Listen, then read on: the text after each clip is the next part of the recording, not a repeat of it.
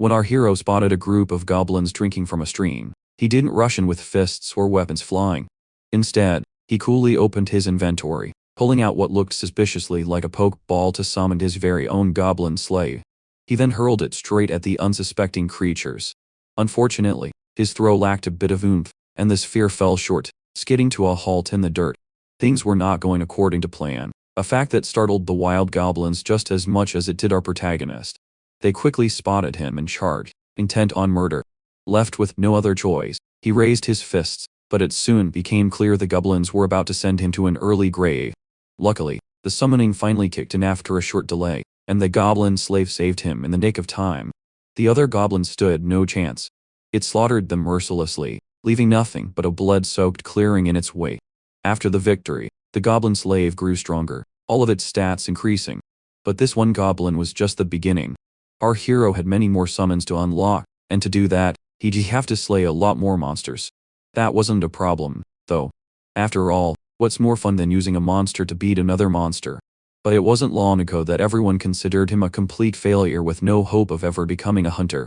It was supposed to be the proud day for any graduating hunter, and our hero, Behana, was no exception. At the Hunter Association Stadium, he finally stepped onto the stage to receive the hunter license he had dreamed of, officially graduating as an A-rank hunter. The young man was filled with ambition, having worked himself to the bone to get here. You see, he was a bottom-tier awaken, which meant he was born into this world on ultra-hard mode. He'd had to study twice as hard as a normal awaken just to compensate for his low rank. However, all that time with his nose in a book had given him a massive wealth of knowledge about dungeons and monsters, to the point where his theoretical understanding was top-tier, far surpassing even the most blessed awaken. So, in this moment, he felt a deep sense of pride. He had finally earned the right to be a real hunter. Unfortunately, the cold, harsh man in charge of issuing the licenses shattered it all. The arrogant official tore his certificate to shreds, declaring that an A-rank hunter was worthless. Hanel might have been granted the title, but he couldn't operate as an official hunter with such a pitiful rank. All the theoretical knowledge and tactics he possessed meant nothing without a high rank to back it up. Simply put, all his effort had been for nothing. Crushed by the grim reality, Hanel eventually gave up his dream of hunting monsters. He retreated into the world of gaming to find solace. But even after 7 years, he couldn't completely let go. Without a stable career, he was living an aimless lie, unsure how to make a decent living. His only path now was full-time gaming. He'd become addicted to a title called Monster Block Monster. Or MIM for short. The name said it all: you use monsters to block other monsters. In this brutal tower defense game, players recruited from countless species, unleashing their units' potential to fend off relentless enemy waves. In theory, it sounded simple. In practice, it was anything but. If you've ever played games like Bloons 5, you know the drill. This game demanded rocket science levels of precision placement and optimization strategies to push every single unit to its absolute limit. The progression was agonizingly slow. You could grind for weeks to level up your key units, but if they died in battle, their level was completely reset. Permadeath. There was absolutely no way to recover a fallen monster's stats. These brutal mechanics made for thrilling gameplay, but also drew endless criticism, earning it the title of a legendary trash game. For instance, the game allowed you to take down a mighty 3-star ogre with a single 1-star goblin if your strategy was flawless. But as they say, one man's trash is another man's treasure. Hanel actually made a killing live streaming the game, as his sharp, analytical mind allowed him to break it with ease. Thanks to this, he'd earned the title of a hardcore veteran in the community. Monster Block Monster was his only salvation since his hunter career had imploded. Unfortunately, he wouldn't be able to walk this path for much longer. Today was the last day he would ever play the game. The developers were shutting it down. Keyboard warriors online were mocking him, while his loyal community wondered what he would do next. They assumed he must have a valid hunter's license, and that losing his streaming job was no big deal. But the harsh truth was that he wasn't a practicing hunter, a realization that stung him deeply. He kept that critical detail to himself. Pushing his worries aside, he decided to go all out for his final day on the server. A special in-game event called The Wave was underway. The goal was simple: defend your castle from endless hordes of monsters pouring out of a gate. The wave this veteran was about to face was the 700th, a milestone dubbed the Uncharted Territory. No one had ever been skilled or lucky enough to reach it, which left Hanel both thrilled and anxious. He fired up the game, and a colossal swarm of monsters began pouring from the primordial gate. As the overwhelming horde charged, he deployed his level -100 archer to thin their ranks. However, a single archer couldn't stand against a swarm and was eventually torn to shreds. It was a devastating loss, but he hadn't lost hope. His next unit was his level -130 succubus queen. Tragically, she too became lunch for a giant, three-headed hound. One by one, he lost all his high-level units, leaving his defenses completely bare. Just when all hope seemed lost, the game threw him a massive curveball. Challenging the 700th wave for the first time had triggered a special condition, allowing a character called the Supreme One to awaken and enter the battlefield. The Supreme One was a majestic, blue-haired knight of androgynous beauty. Hanel was stunned by this unexpected turn. Normally, the Supreme Ones were just background entities, they never took action. As the monster horde rushed forward, this divine being stood atop the castle gate, completely unfazed. Drawing the sword, the Supreme One swung it with deadly grace, leaving a trail of holy light that sliced through the monsters like a gory version of Fruit Ninja. Even Hanel, who had played this game thousands of times, was completely mesmerized by the character's sheer power. Another wave of monsters charged. The Supreme One leaped into the air and unleashed another ethereal beam of light, devastating the enemy ranks. They continued to carve through the monsters until only giant mounds of corpses remained. To our hero's astonishment, this was the official clear of the 700th wave. Throughout his streaming career, he'd always believed the Supreme Ones were nothing more than glorified decorations. But this was insane. This Supreme One was basically a cheat code. Suddenly, he realized there were no viewers left to celebrate this unprecedented achievement. His stream had crashed, leaving only a single viewer in the chat. This mysterious viewer began expressing profound gratitude for Hanel's efforts in conquering the world. The commenter joyfully stated that thanks to Hanel, they could finally live in peace because he had helped awaken their overlord. Hanel had no idea what this person was rambling about. Things got even weirder when a mystical gate suddenly opened in his room and a holographic system window appeared, revealing that he had awakened a new skill. The mention of a new skill brought back memories of his old instructors. They used to say that while rank hunters couldn't normally survive dungeons, a lucky few sometimes awakened additional skills later in life. It was exceedingly rare, which was why the phenomenon was called a reawakening.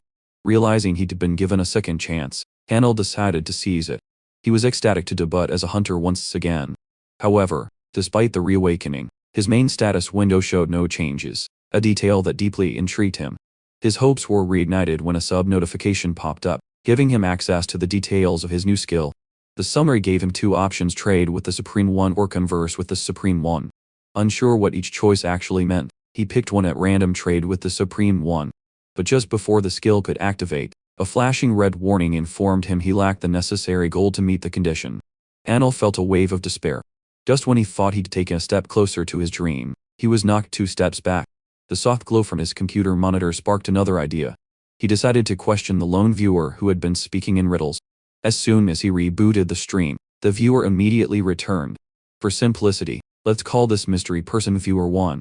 After locking the stream to ensure a private conversation, Hanel began asking the questions he desperately needed answered. Since this user had appeared at the exact moment of his reawakening, Hanel was certain they held the key. Without beating around the bush, he asked Viewer 1 if they knew anything about his reawakening. To his shock, the viewer confirmed it. Hanel had always known that awakening was a phenomenon completely beyond human control. Could the entity on the other side of the screen be responsible for his? He pressed on, asking why this had happened. Why would some unknown being bother to intervene just to give a washed-up gamer a second chance? The mysterious entity simply replied that the Supreme One had chosen him, and that was that. As for why their overlord had granted such a massive favor, it was purely because Hanel was the one who had awakened them. The entity reassured him that the cloud of confusion in his mind would clear up in time. As for the new skills, Hanel should consider them a gift of the overlord's deepest gratitude. Hanel dropped the interrogation, now focused entirely on figuring out how to use these new gifts. The converse with the Supreme One skill had a cooldown, meaning he'd have to wait to activate it. He accepted that, but he demanded to know why the other skill was locked behind a paywall. The mysterious entity suddenly realized their oversight and immediately rectified the mistake by directly depositing 50 gold into Hanel's system wallet. Now with enough funds, Hanel could finally test his skills and piece the puzzle together himself. With their mission accomplished, the entity bid him farewell and logged off the stream. Hanel was completely bewildered. He even pinched himself to make sure he wasn't trapped in some absurd, surreal dream. Regardless, One thing was certain: this reawakening was no random stroke of luck. The mysterious entity known as the Overlord was behind it all. Suddenly, a system notification chimed, alerting him to the 50 gold deposit. The newfound funds finally allowed him to activate the trade with the Supreme One skill. Instantly, a massive digital shop materialized before him, displaying a long list of available monsters for purchase. Looking at his wallet, the only unit he could afford with his meager 50 gold was a goblin slave. Everything else was absurdly expensive. The most expensive character on the list was the Supreme One herself, priced at an 11-digit figure so long it gave him a headache just looking at it. Naturally, our hero was dying to add her to his arsenal, but the cost was staggering. However, it wasn't the skill itself that fascinated him. It was the fact that this system window looked identical to the one in his game. The small, 3 projections of monsters spinning next to their price tags were nearly a 1-to-1 copy of Monster Block Monster, with only a few minor differences. Since the game mechanics allowed him to summon units he owned, Hanel reasoned it would work the same way in reality. A smug grin spread across his face. He didn't need to be physically strong to be a top-tier hunter. He could simply let his summons do the heavy lifting. Speaking of goal, a realization hit him. Players earned currency in 2 ways: clearing dungeons or hunting monsters, and selling the loot. Applying that game logic to reality, he realized he needed to kill some monsters to farm gold. The obvious problem was that his current physical stats were at rock bottom, too weak to hunt even the lowest level slime, let alone anything more dangerous. Left with no other options, he confirmed the purchase of the goblin slave. A blue orb containing his new goblin materialized in the real world. The scene shifts to the bustling Hunter Association building. Hanel was there to officially register as a solo A-rank hunter. After the receptionist reviewed his new profile, she found 4 jobs suitable for a rookie like him. Hanel carefully compared the options and deliberately chose a quest that seemed the least suited for his weak physique: a goblin extermination mission in a remote village beyond the mountains. The receptionist quickly warned him that the designated area was completely out of range for the emergency support team. If anything went wrong, he would be entirely on his own. But that was exactly what our hero wanted. The last thing he needed was to attract unwanted attention. Feeling a pang of pity for a young man potentially walking into his own death, the receptionist updated his status. After a biometric verification, the registration was complete, and she promised to text him the relevant mission details. Hanel was cleared for deployment, practically buzzing with excitement for his debut. When he finally reached the remote village, the client, who had submitted the request, rushed out to meet him. The old man was incredibly grateful that a brave hunter had actually accepted his request. After all, very few awakened would volunteer to hike all the way out here for such a meager reward. Still, the old man was skeptical that a scrawny kid like Hanel could handle the nasty creatures on his own. He was genuinely concerned for the boy's safety. Appreciating the old man's sincerity, Hanel flashed a confident smile and assured him that he wouldn't let those vile creatures plague the village any longer. Deep in the forest where the goblin nest was said to be, Hanel stumbled upon a rather unexpected sight. Instead of acting like shabby creatures driven by primal instinct, this group of goblins was casually relaxing by a stream, drinking water like normal people. Shrugging off the oddity, Hanel opened his inventory and retrieved his newly acquired summon, currently in the form of a blue orb. Channeling his inner Pokemon trainer, he threw the orb with blinding speed toward the creatures. The sphere landed right in front of the bewildered goblins. For a split second, absolutely nothing happened. Hanel found himself in a very dangerous position. His summon seemed to have malfunctioned. Realizing the human before them was an enemy, the goblins immediately bared their sharp claws and lunged, ready to tear him apart. Knowing he had no other choice, Hanel prepared for a bare-knuckle brawl. Instead of running, he clenched his fists, ready to throw a desperate counter-punch. However, just as one of the green monsters was about to sink its claws into him, the system finally activated. The goblin son made a grand entrance, materializing out of thin air and swatting the hostile monster away with a giant mace. Seeing his summon up close, something clicked in Hanel's mind. When he first started streaming Mem, the first monster he ever got was a standard goblin slave. Over time, he degeared that grunt up with god-tier items, transforming the trash-tier creature into a superhuman beast that single-handedly tanked 100 waves of ferocious monsters without support. He had named that goblin Gano. Looking at the familiar stats, it was clear this creature possessed the top tier, a rank equipment Hanel had grinded so hard for. This solidified his belief that this was his Gano, brought to life. Hanel went on a rampage, tearing the 2 vanguard goblins to pieces. The third and final goblin, using what few brain cells it had left, turned tail and bolted in the opposite direction. Unfortunately for the fleeing monster, Gano was equipped with the crow feather boots, moving as fast as a lightning strike. The summon zipped across the clearing and ripped the final goblin to shreds before it could even scream. Hanel stood there, his jaw on the floor. He had never truly realized just how terrifying Gano was in a real-world setting. With the threat neutralized, the blood-soaked summon returned to its master, making a surprisingly cute puppy dog face, as it begged for a head pat for a job well done. Once again, Hanel was speechless. He never expected to experience this adorable side of a monster. The system chimed, informing him that Gano's affection level was now 2100. It added that reaching max affection would unlock a brand new skill. The pragmatic gamer, who a moment ago had hesitated to even touch his summon, immediately dropped to his knees and hugged the goblin like it was his long-lost brother. Back to the matter at hand, Hanel noticed a glaring problem. The corpses hadn't dropped any items. How was he supposed to farm gold? Luckily, Hanel had it figured out. The summon hopped from corpse to corpse, plunging its hand into their chests to harvest their life essence, which took the form of faintly glowing magic stones. A mystical blue energy portal appeared nearby, and Gano casually tossed the stones inside. In exchange for the 3 low-tier cores, the Overlord's Phantom Castle sent a direct deposit of 30 gold to Hanel's account. Now it all made sense. Instead of monsters dropping coins, he had to harvest their magic stones and exchange them through the system. Hanel showered Gano with affection again for figuring out the mechanics so quickly. Now that the gold was secured, he prepared to gather physical proof of his quest completion for the association.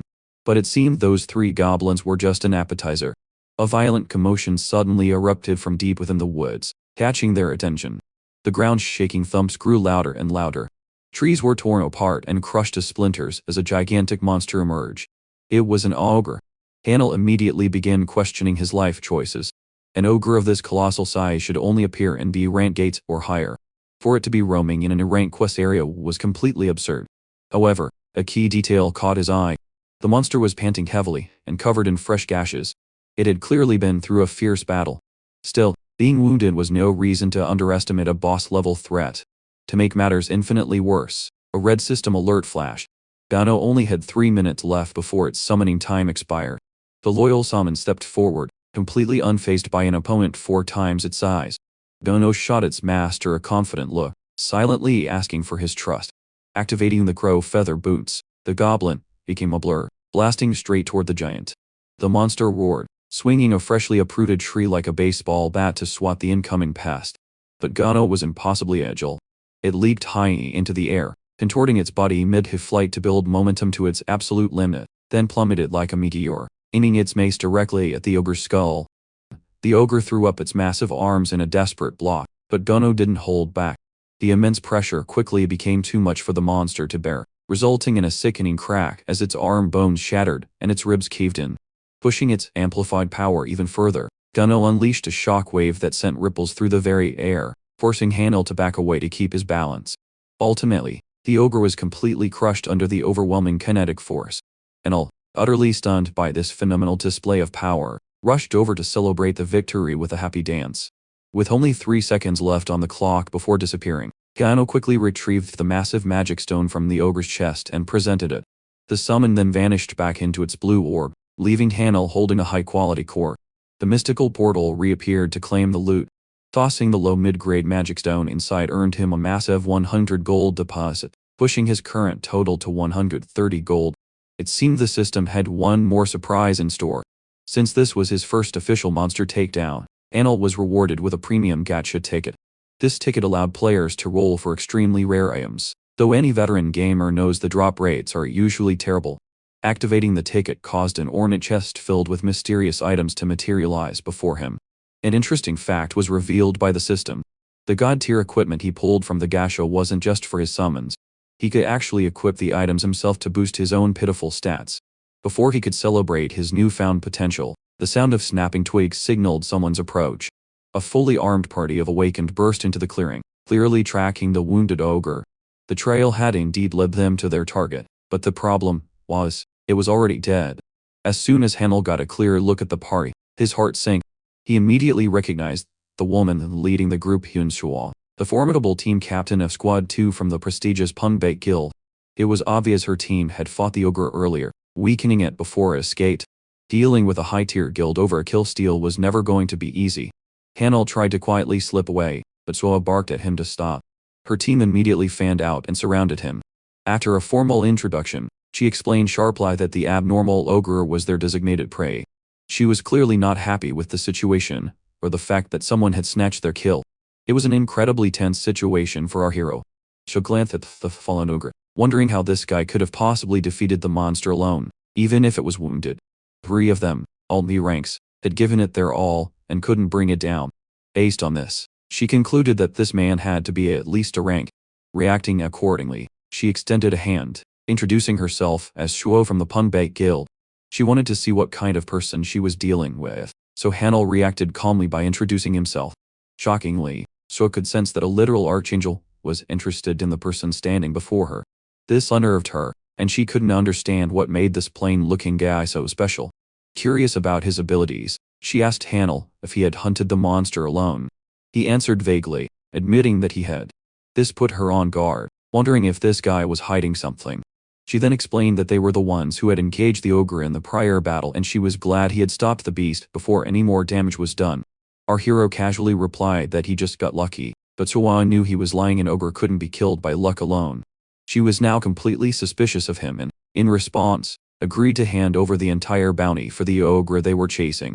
Essentially, the Pungbait Guild would personally contact Hunter Hanel about his role and pay him out. This was a shocking favor, even to Hanel, who couldn't believe they were being so generous as to give up their kill. As she added a condition for the exchange, a question she'd been meaning to ask. Of course, our hero knew this deal was too good to be free, but he was surprised when the girl casually pulled out her phone.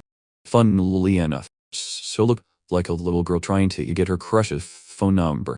Even she was flustered asking for his number, while our oblivious protagonist didn't even know what the hell was going on. The scene shifts to our hero meeting the old village man again, who was incredibly indebted to the hunter for saving their lives. Hanel was just happy he had cleared a safe path for them up the mountain, and learned how much these villagers had struggled. The village chief wanted to repay him. The offer came at a perfect time, as Hanel was actually curious about the location of a famous training relic. The old man pointed him down a straight path, assuring him that he'd find it at the end, and that the path brought good luck. Hanel was in a good mood, even if he didn't believe in superstitions. This was also where he took out the treasure chest to roll the gacha. He basically wanted to max out his luck before opening the infamous chest, hoping something good would pop out. His phone rang. It was Shuo again, testing him to arrange the payment for the kill. He was actually quite surprised she was taking such an interest in him. What was really interesting was that she was even using her personal number instead of the guild's. Anyway, Hanel wasn't a simp and was only interested in opening the treasure chest right now, the one he never imagined he'd open in real life. Even though the drop rates for this thing were truly awful, he was content just to have a chance at a high rank item. Hanel didn't even ask for much, just pleading for a rank item, as he activated the chest, unleashing a shimmering light that revealed various weapons from different tiers. The highest tier among them was rank, a set of blood-red armor trimmed in gold. After the presentation, the light turned a brilliant yellow before transforming into red. Our hero stared in awe at the ultimate artifact as the shot vaguely cut away from his prize. Back home, Hanel sat contemplating his current situation. Although he'd figured out how to earn gold, his new roadblock was monster selection, not knowing what the deal with the system was. On his current monster board, he could hire a goblin warrior. But to his surprise, a berserker ogre was also available. A regular goblin warrior cost 70 gold, so that wasn't an issue. But the confusing part was the berserker ogre, which cost a hopping 420 gold. And even though it was out of his price range, it was still available to hire. Suddenly, a thought struck our hero. The system only allowed him to hire monsters he had personally defeated. If that held true, then it would make sense why only the goblin and ogre classes were unlocked despite the gold difference. This meant Hanel had to personally hunt these monsters. And while that seemed like a tall order, with his previous catcher role, things were looking possible. By the way, the guy didn't get that armor set but instead a pair of unique grade glasses, which boosted his stats and gave him a skill. He was genuinely surprised that a unique grade item had fallen into his hands. This artifact was top quality and one of a kind. For reference, a single unique grade item in the game was better than 3 or more rank items combined, making it a fantastic roll. With the glasses in hand, he decided to put them on for a test run. Hanel checked them for the first time and unlocked Sage's Eye. All of his stats were boosted by 5 points, and an additional skill called Sage's Eye was now available. This skill allowed him to deduce details about a target's eyes and skills, with a usage frequency of twice per day. Basically, it was like an appraisal or skin skill. Hanel was impressed by the stat boost and loved the unique effect, calling it insane. Even checking the skill's details, he wondered if he should use it on an enemy to check for information. But otherwise, this type of item was exactly what he needed right now. If he could accurately check a monster's stats, hunting would become a piece of cake. Taking the classes off, Hanel also shared his doubts about them, questioning why he was being so favored by the system. Suddenly, the question of why he was chosen was overwhelming him. Abruptly, the system displayed a warning about an upcoming wave. He was advised to prepare his defenses, as the system went completely haywire, spamming notification after notification, while he watched in amazement. Hanel looked at his game screen and, to his horror, learned that a newly added 700 and first wave would begin in 10 minutes. The guy didn't even know how to prepare his defenses for this damn wave. All he could picture was the hellish army of monsters that would pour in on him the moment it started. This was like a level 1 scrub facing the final boss. The guy was losing his nerve and wanted to refuse, terrified of the outcome.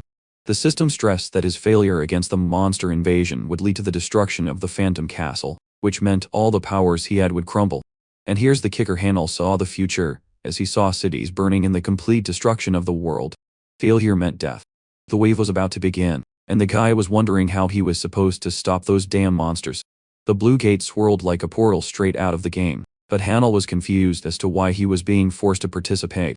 Then there was the fact that his participation would lead to a catastrophic penalty of an apocalypse. It was a truly insane drawback, but the system had made its decision, and would start the wave in 10 minutes. Knowing he couldn't overthink the current situation and just needed to act, our hero solidified his goal to stop the monsters. The game had always been a simple defense game with the goal of blocking monsters from attacking the castle. Think of it like a tower defense game, but because of this game's painfully difficult nature, like Hollow Knight, strategy was the key element needed to stop monsters, and even summon them in precise locations. Certain defense structures from the unified castle had to be used along with an array of items. After combining all these elements, the best strategy and tactics for each situation were born. That's how the game worked. Every control for our hero now operated like a touch screen. The first thing he did was check his monster inventory for deployment. Apparently, the guy had 5 monsters available. 4 of them were goblins, and the last one was an ogre. This was an interesting discovery, as it seemed Hanel could use these creatures without having to hire them in this mode. He wondered if he could access the power of the Supreme One, but unfortunately, it was inaccessible or not possible. Next, he tried to buy more troops by spending gold, but the system blocked him from doing so, preventing any changes after the wave announcement. The guy was being cornered and started to wonder if this damn system was secretly trying to screw him over.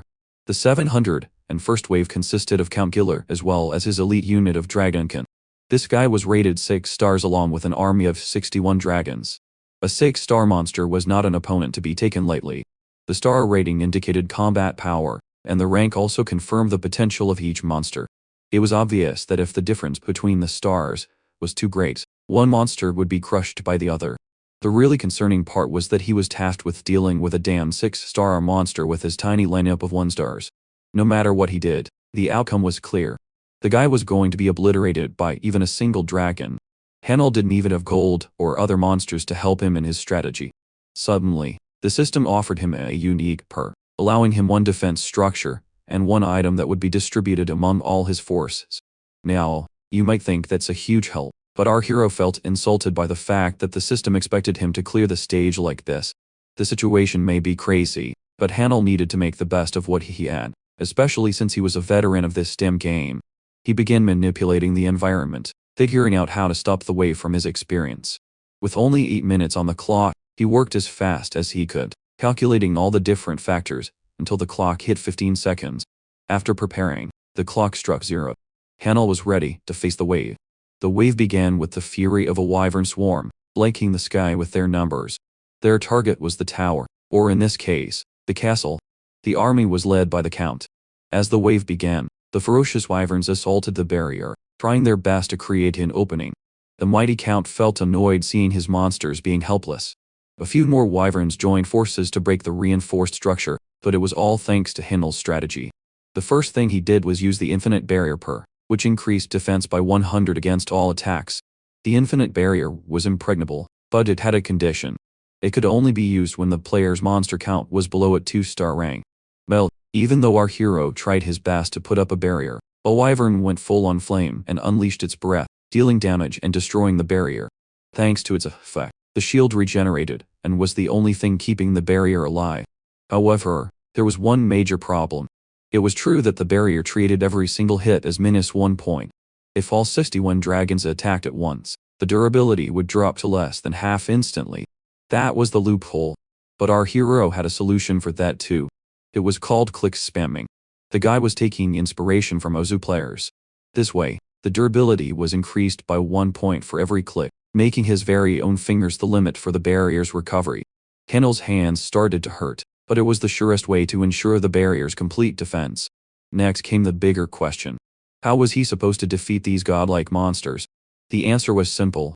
The barrier reflected the attack of one of the wyverns, dealing 1 point of damage to it. Normally, goblins couldn't hurt a wyvern, but thanks to his special item, Akan's spoon, the conditions were reversed. This rank item allowed our hero to deal damage regardless of the rank difference. The wyverns started to get weaker, even if it was just chipping away at them 1 health point at a time. One of the beasts even noticed this clumsy goblin mocking it. And despite being furious, the dragon could do nothing. At this rate, it would take our hero about 60 hours to clear the entire mob. So, the hard part now was just maintaining the barrier's recovery for a 60 hours. The war of attrition began as Hanel spammed his fingers, wondering if his goblins would die first, or if he would. The Count's forces went against Hanel as both offense and defense came to a stalemate. Some time later, our hero started getting tired, and just as he tried to reach for water, his entire body shivered with cold. The thing is, this guy wasn't even allowed to interact with anything outside the game. In short, Hanel had to suffer and get no rest, no water, no food, nothing at all just to win the game. With every action restricted, he knew a normal person would go insane with desperation. But this man was built differently and called this just the start of the game. One of the dragons went berserk and spat out a huge fire breath, wearing down the barrier a lot. Being cornered and feeling the thrill was the main reason our hero loved this game. It had only been 2 hours and there were 58 more to go. The death penalty was too high. The entire world would be destroyed. So Hanel switched on his God Gamer mode and fully embraced control of the situation, vowing to fight harder. 12 painful hours passed, but he wasn't even halfway there. The damage would eventually accumulate, so sooner or later things would get better. The goblins were slowly chipping away at the dragons. 2 wyverns fell, but the rest of the army remained. Still, Hanel was happy with this result, and just wanted to continue on this trajectory. 3 more monsters fell. His spirit remained strong. A day had passed, and he had only cleared 10, then 12, and as a few more wyverns tried to pierce the barrier, 2 dragonkin died in the process. The Count knew his numbers were dwindling. More wyverns began to fall as well as the dragonkin. And after an insane run, only 2 monsters remained.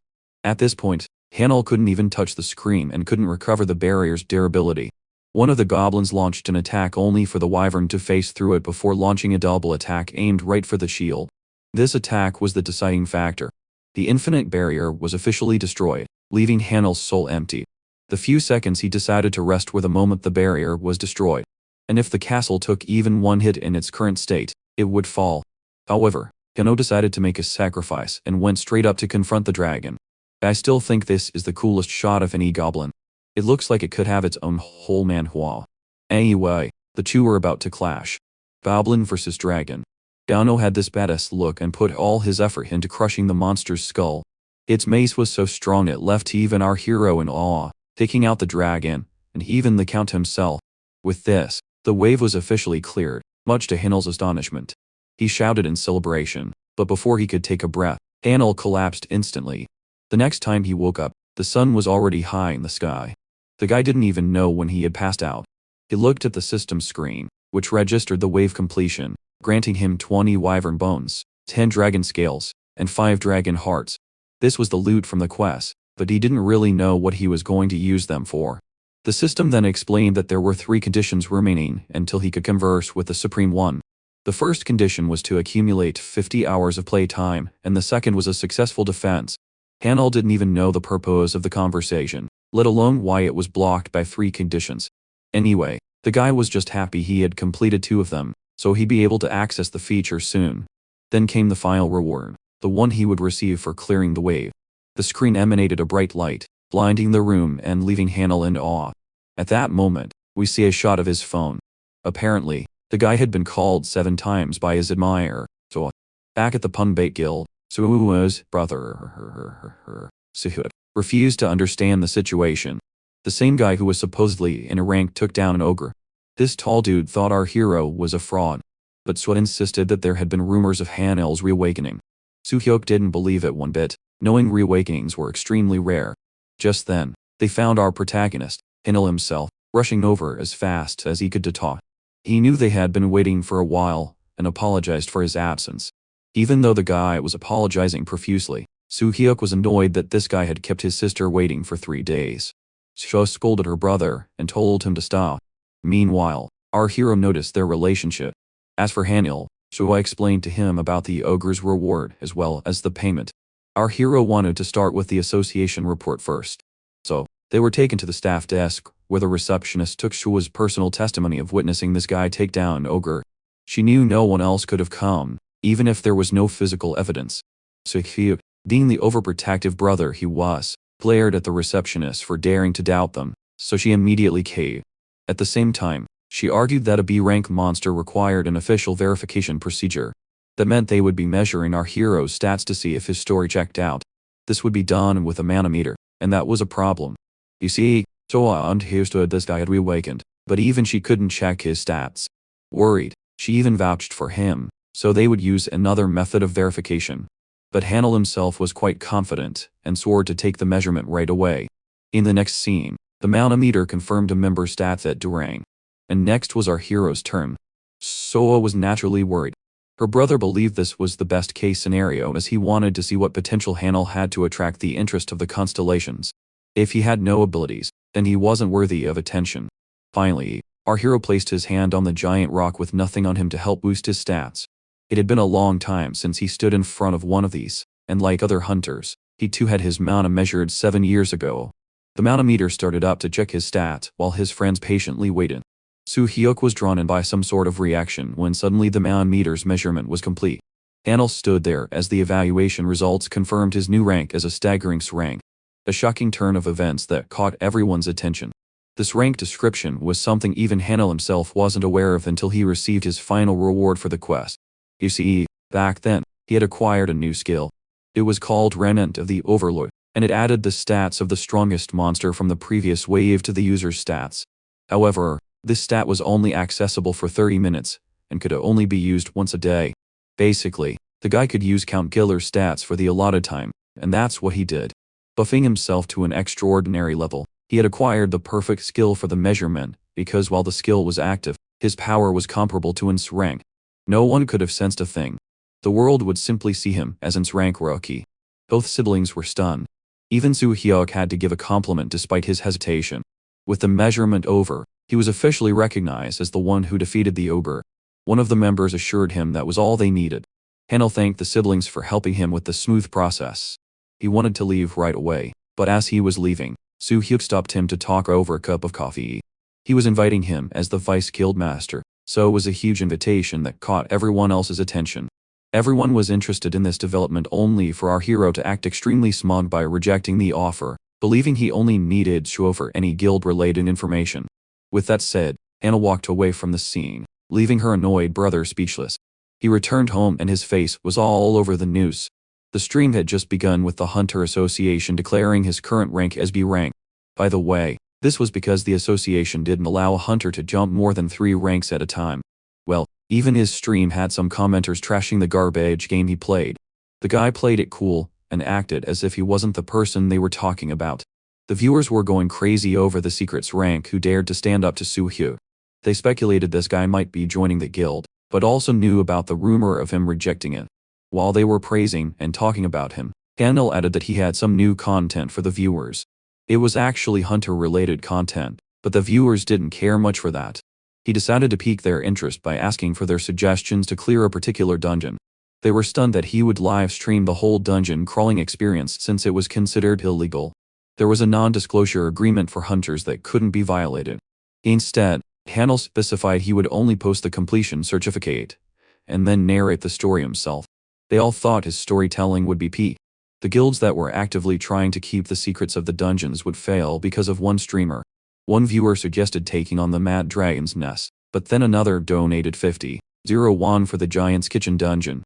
Then a third viewer donated 1,000,000 won, pleading with him to rip the queen's legs off in the spider forest.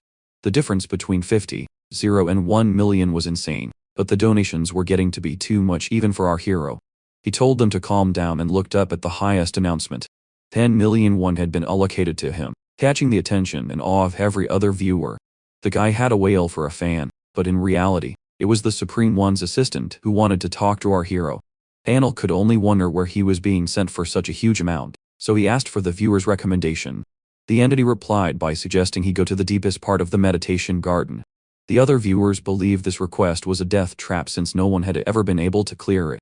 The meditation garden had 3 areas: the entrance, the lake, and the deepest part. The entrance was considered relatively safe for a hunting area. The real tough part was the lake in the center, which presented new levels of danger. No one knew what the deepest part held, because they couldn't get past the lake. The only person who had made it this far was Soo Hyuk himself, who had reached his limit and stopped advancing further.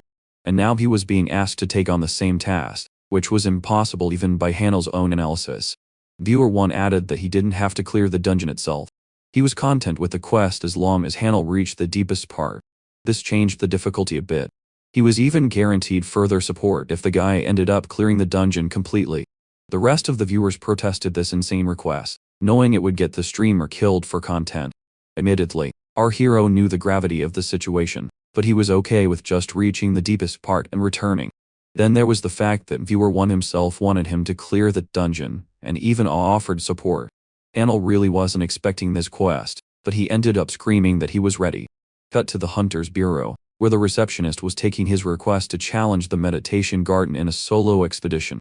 After hearing his interest in exploring the deepest part, she reminded him that it would be the most dangerous journey alone. Anil told her to just process his request, so she booked him a slot for a week from now. However, our hero urged her to make the process faster. He didn't have to be with anyone in a solo expedition anyway. She offered him a slot for tomorrow, which Hanel agreed to. He was expected to arrive at 4, and so Hanel left after having his appointment set. As he was leaving the building, an interesting pair approached, vying for his attention to talk. We have Mayon Hun and Son, both are her team leaders of the Aegis Guild and the Samurai Guild. Our hero realized they must have known about his recent reevaluation. Both Aegis and Samurai were ecstatic to have him on board.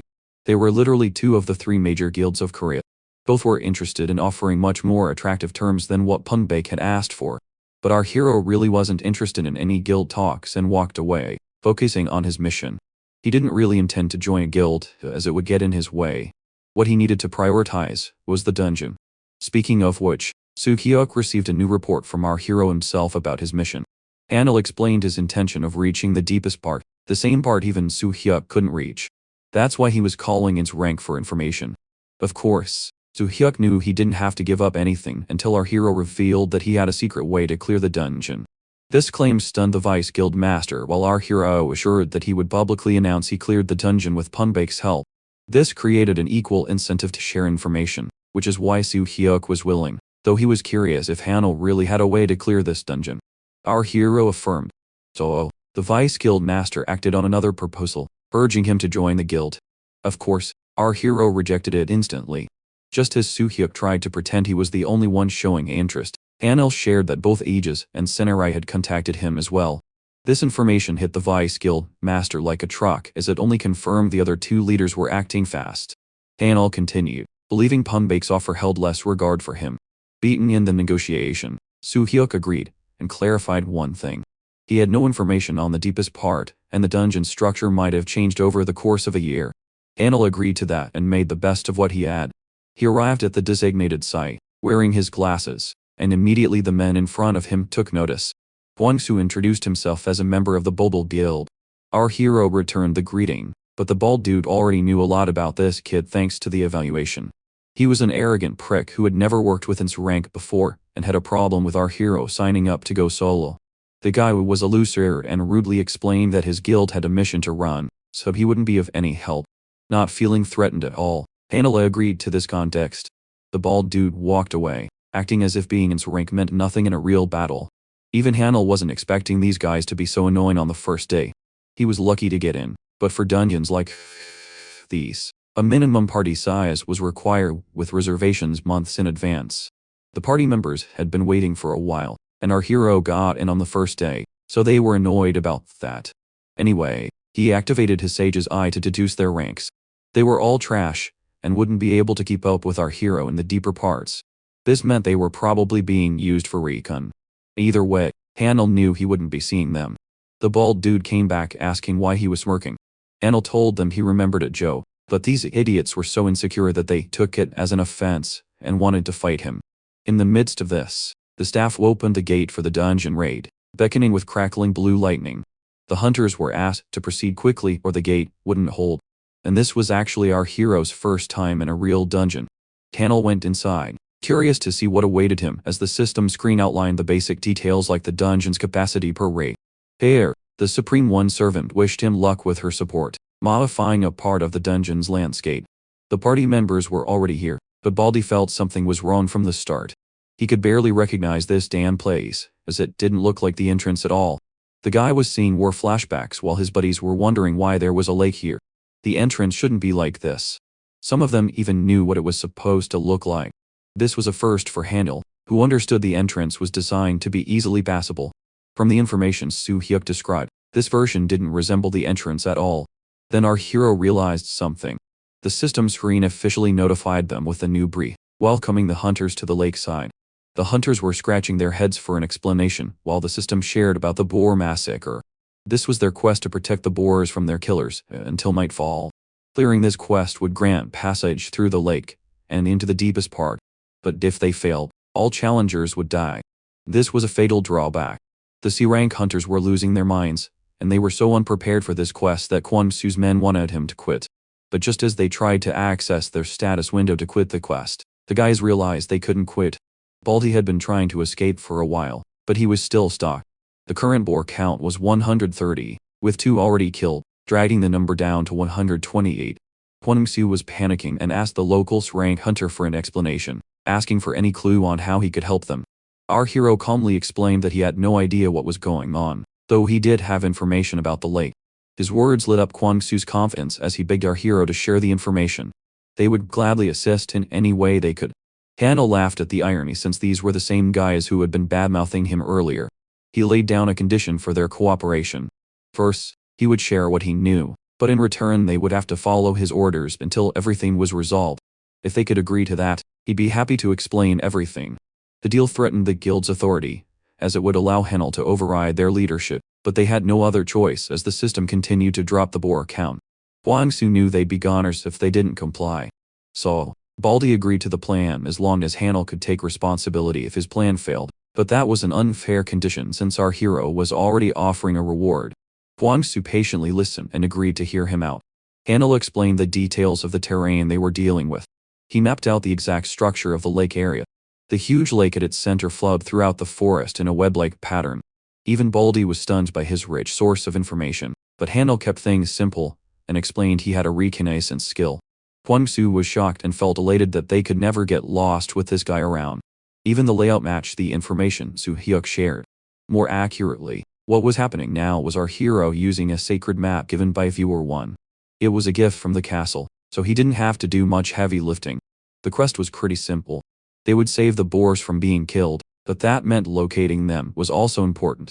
They all resided in the wetlands, so there were a total of 8 nesting areas to target. From there, they just had to rush over quickly before the killers had a chance to wipe out an area. Hanel planned on gathering them into a single point for easier defense. That was the start of the plan, and he wanted them to act immediately as the numbers kept dropping. Even if they did nothing, they were losing numbers. And because of that urgency, Kwon Su's party rushed off to locate the areas, though he was curious what this rank hunter was planning to do, to which Hanel explained he would be handling the boars on his own. The guild master left him to his own devices, allowing our hero the privacy he'd been wanting. His goal was to scout the area using the lake map. Apparently, there was a hidden quest in this area with a special reward, and our hero mostly wanted to clear that one. The hunt was about to begin. But first, he needed to find out 2 things during his recon. The hidden quest itself, and then the identity of the boar killers. Apparently, there were some types of monsters here, so he had to know who they were. Tracking a group, Hanel observed a bunch of lizardmen who looked extremely muscular. He was genuinely stunned, and realized these guys must be the ones responsible for killing the boars. His plan had just gotten a lot more complicated, because even though lizardmen were only deranged, a large swarm of them was a major hag. Knowing he shouldn't engage, Hale tried to leave when suddenly two idiots walked in, talking smack about him. The worst part was that both were heading in this direction, endangering our hero's safety. The loudmouth was talking all high and mighty until this guy's head was lopped off his shoulders. One of the monsters had rushed in and killed the human. Blood sprayed from his head. Witnessing the ruthless lizardman appearing out of nowhere, the other guy got mad and tried to recklessly attack the monster. His angry fists struck the creature with every punch. His rage knew no bounds as he unleashed his final attack. But here's the shocking part: none of the blows dealt any damage at all. This was because the lizardman had a swarm formation bonus. The same little D rank monster, they went through a 2-stage evolution and jumped to B rank when they were together. Because of this insane power-up, the creature ripped his arm off, making the guy scream for his life. Then the monster took its weapon and prepared to deliver the final blow. Suddenly, the king of cool came in and blocked it. This badass goblin had been summoned to even the odds. The Surank from the Bulbul Guild couldn't believe his eyes that he had just been saved by a lowly goblin slave. Henel appeared from behind and reminded the big guy that he had asked them to stay in their designated positions in the dungeon. The big guy explained he just got lost and somehow ended up in this area by mistake. Henel told him to fall back and tend to his wounds while he handled the lizardmen himself. He then ordered Gano to quickly clean up the monsters around. He was short on time and still needed to find a special quest hidden somewhere in the dungeon. Gano moved immediately and activated his crow feather boots. He zipped past the lizardmen so fast they could barely track his movements. The goblin slave took down one monster after another before the lizardmen even realized what was happening. Meanwhile, Enel calmly watched the battle like a spectator. Even though the lizardmen outnumbered Gano by a lot, he knew they stood no chance against him. Just then, one of the lizardmen seemed to use all its brain cells at once.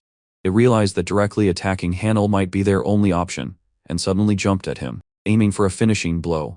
Hanel immediately activated Remnant of the Overlord and took the stats he had received from Count Giller during the previous wave.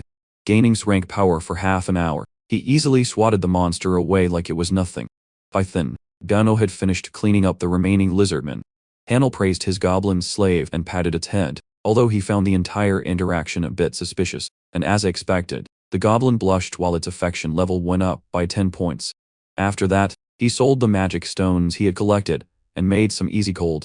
Since it was the first time he had sold lizardmen magic stones, the Overlord's Phantom Castle granted him an additional reward. Luckily for him, once again, he hit the jackpot and received another gacha ticket, which he decided to roll only after the quest was completed. Gano then tapped his wrist, trying to remind Hanel that its time was almost up. Just as Hanel started to wonder if there was a way to deal with the timer, the goblin slave suddenly started resembling those greedy goblins obsessed with coal. Just then, the system popped up a notification telling him he could simply pay 5 gold for every additional 10 minutes if he wanted to keep his monster summoned for longer. The streamer found this move by the system to be extremely scummy, noticing he had constantly tried to drain him of his money every chance it got, but he also knew he didn't really have another choice. Before he could think any further, he heard a strange rumbling noise, and suddenly a huge stampede of boars came rushing straight at him. Sweat slowly trickled down his face as he wondered how he was supposed to control a large group of what were supposed to be easy targets. Once again, Gano stepped in to save the day by directly communicating with the boars. The goblin got their attention and praised his master effusively, telling them how Hanel genuinely wanted to protect and save them. The boars immediately started crying after hearing the emotional speech and rushed towards Hanel, trying to show their gratitude. Just like that, Hanel found himself able to lead the monsters like a shepherd leading his flock. Having dealt with this unexpected situation, he resumed scouting the area with his goblin and continued to take out any lizardman species that dared to approach them. However, when he then tried to sell the magic stones again, the system suddenly flashed a red warning, stating that the castle's budget had been completely depleted, and he wouldn't be able to sell or collect any more stones until the budget was replenished. It seemed Hanel had hit the unit cap for each lizardman species he could command. He never expected the castle to actually run out of gold. Now that he knew there was a strict limit to how many monsters he could control, he decided to stop hunting the lizardman types since it would be pointless for his time. He then counted the boars he had personally rescued, around 60, and the system informed him that a total of 70 had been saved. From that number, it was obvious that the entire Bulbul Guild had only managed to save 10. Suddenly, something changed in the boars, and they started acting wild. The supposed easy targets suddenly started running in unison, leading every player in the dungeon towards the center of the lake. The dungeon system responded with a notification explaining that the killers had stopped hunting the boars and night had officially fallen. They were congratulated for successfully protecting the easy targets from the killers. Since the total number of boars saved had reached 70, a hidden objective was also completed at the same time. By now, the members of the Bulbul Guild were completely broken, screaming at the dungeon to be let out of this nightmare. However, just when everyone thought it was over, a new notification popped up and announced that a meditation trial was about to begin. A giant wave of glistening water suddenly rose towards everyone. And just when they believed they were done for, the boars they had saved got serious and jumped up to shield them. Hanel and Gano stood there, visibly startled by the sudden development. The system informed them that the boars they had protected from predators were now returning the favor as a gesture of gratitude. Hanel could hardly believe these easy targets actually possessed such hidden potential. At that moment, he finally understood why they were tasked with protecting them in the first place. He silently wondered if saving more would have made him safer. To test his theory, Hanel took a quick glance at the others, noticing that most of them had only managed to save 1 or 2 boars. The leader of the Bulbul Guild, Huang Su, was barely holding on, and the boar next to him looked like it was about to take its last breath. The rest of the Bulbul Guild members seemed to be in a similar state, which made Hanel genuinely worried for their condition. He quickly tried to think of a way to save them all, and just then the system pushed out another notification. It finally revealed the hidden quest Hanel had been looking for all along. To complete it, he had to identify and suppress the true source behind this trial. On top of that, he knew that if he defeated the monster responsible for this event, the trial would end immediately instead of lasting for the full 10 minutes. Hanel wasted no time, composed himself, and put on his glasses. He activated his Sage's Eye skill and quickly identified a presence exactly where the system had indicated. As he focused more, he confirmed that it was a monster named Zenkaru, a highly intelligent being that possessed dangerous skills like Tidal Wave and Tempest. This realization worried him since maimed monsters were considered special creatures with unique abilities. Even so, he forced himself to calm down, telling himself that a hidden quest was never simple. As Gano got excited and prepared to attack the monster hidden behind the huge wave, Hanel stopped him and said he would only be spectating this battle. He explained that without any water resistance, Gano would be in serious danger in the lake since the battlefield would be a severe threat to him. Hanel then opened his monster summon shop with the intention of hiring a new monster to handle the situation. From the Overlord's trade list, he chose a Berserker Ogre, mostly because it had a natural resistance to water. However, a new concern immediately popped into his head because unlike Gun, the Ogre had no equipment, which meant it would most likely lose to a named monster of Zenkaruk's caliber. Realizing he needed something to boost the Ogre's stats, Hanel took out his premium gacha ticket despite its notoriously low success rate, and decided to use it. He hoped the roll would give him an item capable of giving the Ogre a real chance against Zenkaruk. The ticket was activated, and a burst of golden light erupted, making Hanel's eyes go wide once again. He felt a wave of excitement as he realized it was an rank item. However, that excitement quickly turned to confusion as the item didn't seem to be something particularly useful in combat. Meanwhile, the water continued to grow stronger, leaving him with no other choice but to summon the Ogre and equip it with the item he had just received. The moment he placed the item on the Ogre, the creature suddenly fell to the ground. At the same time, Hanel heard desperate screams from one of the Bulbul Guild members who was about to drown, so he rushed to help without a second thought. Frustration flashed across his face as he gritted his teeth, realizing he might have to handle things on his own. On top of that, his remnant of the Overlord only had 12 minutes left, after which he'd be back to being a useless E-rank. Still, he chose to prioritize saving the others, though the strain started to show as he struggled despite his temporary superior stats. Just as his hand started to loosen, and he was about to let go of the tree he was holding onto, the violent water suddenly began to weaken. As he looked ahead, he saw the Ogre standing firmly in the water, wearing a hat that looked like something out of Harry Potter. The Ogre spoke in a heroic tone and asked its master if he was hurt anywhere. It greeted Hanel formally, and introduced itself as his humble servant, behaving in a way no one would expect from an ogre. Hanel found himself confused, because from his perspective, all he had done was place an rank item the Archimages had on the Ogre's head. The artifact was supposedly designed to amplify intelligence-related attributes, theoretically turning even an idiot into a genius. However, He never thought that raising an ogre's intellect to such an extreme level could have such extraordinary consequences. Still baffled, Hanel questioned his servant, asking how it was able to speak so clearly and have a proper conversation. In response, the ogre confidently flexed its muscles and explained with clear pride that the head its master had bestowed upon it had changed it, turning it into a completely new version of an ogre.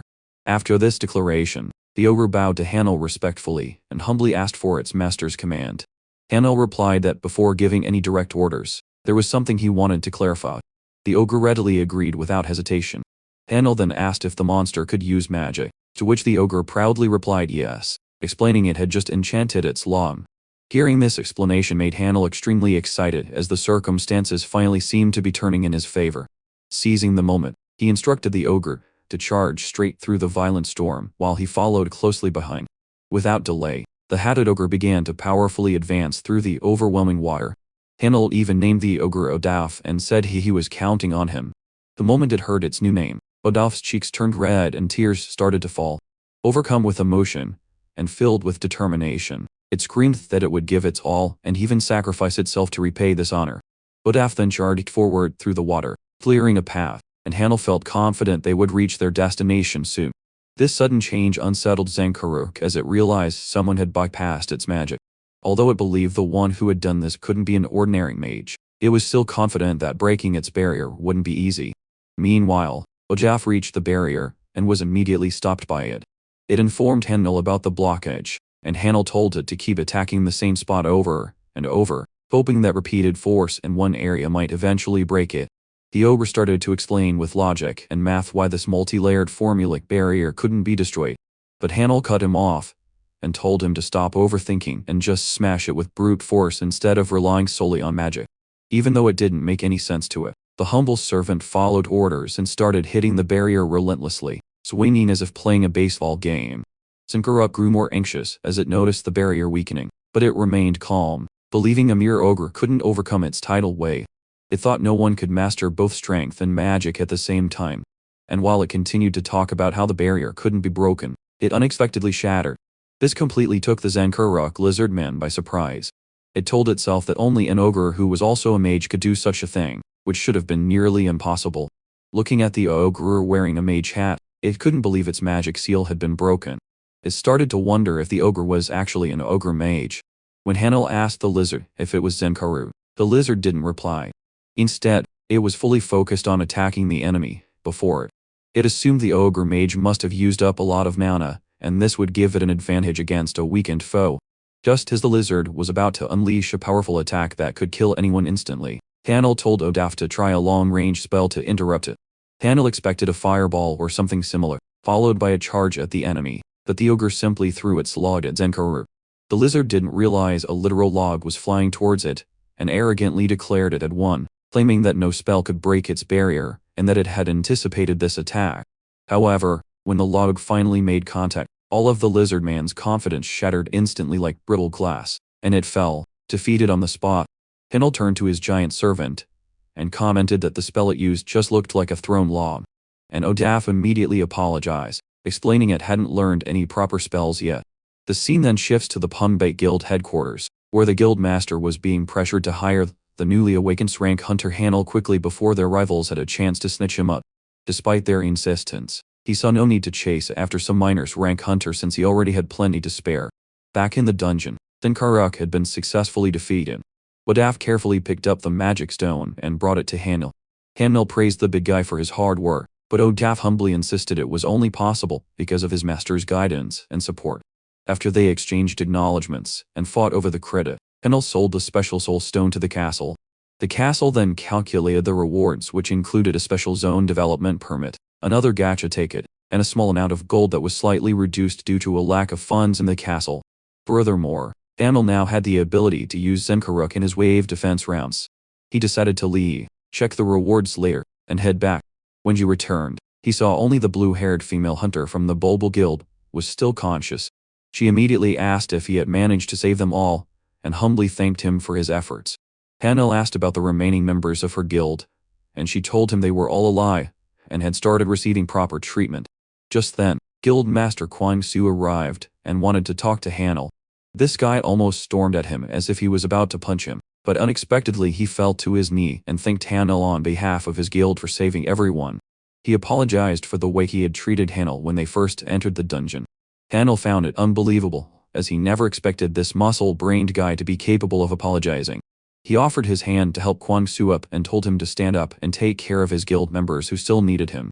The two shook hands and Kwang Su's eyes teared up as he promised to remember this debt and repay it one day. The system then informed them that the meditation trial had been successfully cleared, and gave them the option to either stay or proceed to the deeper areas. The unconscious hunters were automatically sent back, but everyone else was given a choice. When Kwang Su learned Hanel intended to stay, he tried his best to convince him to back out, ensuring they would help him regroup and return after they were fully prepared. However, when Hanel showed Kwang Su his monsters and explained that he already had reliable comrades to assist him, Kwang Su was terrified and finally understood why Hanel still wanted to continue, seizing his attempts to persuade him. They all expressed their gratitude towards Hanel and left, while our hero stayed behind to advance and complete the dungeon, a feat no one had ever done before. Since he had also cleared the hidden quest, the dungeon system informed Hanel that he would be granted a special reward in addition to the standard ones he was receiving. The scene then cuts back to Cho Kang, who was still being convinced to hire the noose rank. Vice Guild Master Pio Mayonhun along with his sister tried to explain why their top-tier guild should bring him in. However, the guild master kept rambling that they were the ones in a tight spot, and moreover, since this rank was still officially registered as a B rank in the guild, he didn't find this necessary. Just then, he received a notification that a red pattern dungeon had been detected, indicating a higher possibility of a dungeon break. When he saw that the location was the meditation garden, the same place Hanel had gone to, the guild master decided to pay a visit. A few hours later, the guild master along with his subordinate arrived at the dungeon site and asked about the situation. The forces at the site explained that the dungeon had turned into a red pattern. They added that they had evacuated the nearby civilians, and they would need the Punbake Guild's support to handle any emergencies that arose. Myung-hun shouted asking about the hunters inside, to which the man in the black suit replied that 6 hunters had made it out, but 1 had entered the deepest part of the dungeon. Just then, the guild master of Aegis and the guild master of the Samurai Guild also arrived. They were all very interested as this was the first time a single hunter had managed to reach the deepest part of this dungeon. They were confused as to who could have achieved such a feat until the man in the black suit confirmed they were informed the person's identity was Hanel,